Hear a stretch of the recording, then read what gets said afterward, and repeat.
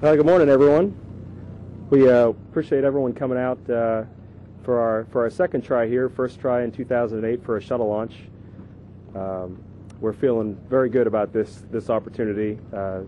We'll keep looking at the weather, but we're very happy about the condition of Atlantis. A lot of people have asked me if it's frustrating or difficult for the crew to get so close to launch last time and then have to wait 2 months to try again. But I know as far as for me, I was very happy with the way things went. The eco-sensor problem has been nagging us for quite a long time, and we were actually very pleased that we're able to have it reoccur a couple of times and pull the hardware out, find out what the problem really is, and get a chance to fix it properly so we don't have to worry about it.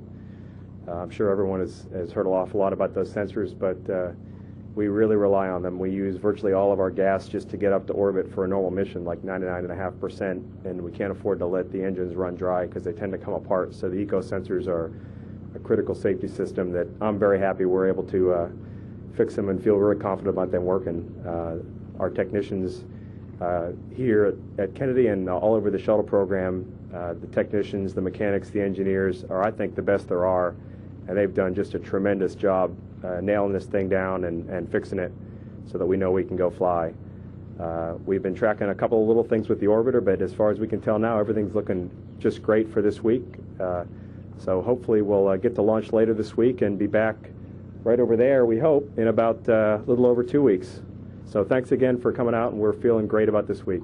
I'd like to introduce my pilot, Navy Captain Alan Poindexter. Good morning, and thanks for having us today. It's great to be back in Florida at the Kennedy Space Center. It's nice to see so many familiar faces, and we're really looking forward to a nice few days in quarantine at the crew quarters, getting ready for the flight. Atlantis looks great at the pad. Payload bay doors got closed up last night, and it looks like we're in great shape for a launch on Thursday. The launch count starting at 4:30 today, and we're just real excited to be back.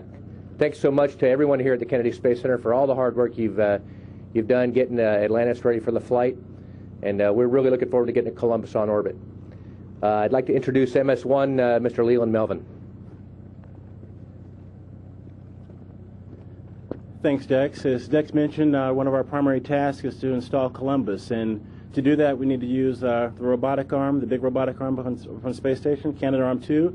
I'd like to thank the training team, the flight control team, and our partners up in Canada for getting that ready for us, for getting us ready to install the Columbus and to do some inspection on the orbiter and to have a wonderful flight. Next will be Colonel Rex Walham, MS-2. It's great to be back here at the Kennedy Space Center. This time we hope to be leaving in that direction instead of that direction. And we put our last 2 months to good use. Thanks to our great training team, we fine-tuned our checklists. The suits and tools are looking good, and we had a chance to get back in the water to practice all 3 spacewalks. And that was a really good practice, and we're ready to go in that direction. Next up is Hans Schlegel, MS-3.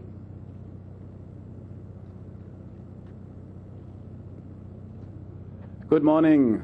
It feels really great to be back here. The launch of Space Shuttle Atlantis and the Science European Module Columbus is very, very important for Europe. Columbus is the biggest contribution of Europe to the space station. But not only do we launch Columbus and bring it up to the International Space Station, that also marks the beginning of the operation of a European control center close by Munich in Germany. And for the future decade, Columbus and experiments will be controlled from there. On behalf of ESA and from the bottom of my heart, I would like to thank all the people for their hard work which made it possible to be here and get Columbus into orbit. And especially, I would like to thank all these people for their dedication and their meticulous work who got Atlantis ready again. Thank you very much. Next is MS-4, Stan Love. Good morning. It's exciting here to stand here in front of all you guys. We'd also like to recognize and thank, though, the hundreds of spacecraft operators who work without much attention from cameras and reporters the flight controllers and engineers working around the clock in control centers across the country and around the world in support of human space exploration. And next to speak is MS-5 Leo Aarts.